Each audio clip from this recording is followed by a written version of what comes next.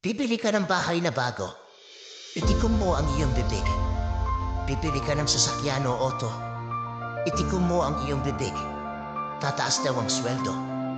Itikom mo ang iyong bibig. Mapro-promote sa trabaho. Itikom mo ang iyong bibig.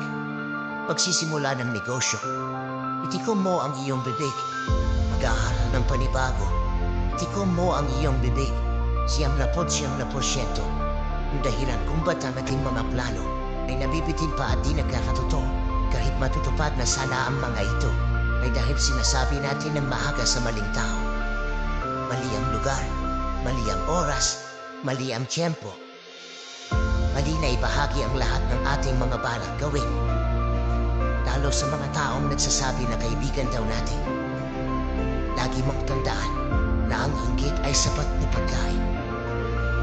Para ikaw ay kanilang paulit-ulit na sira.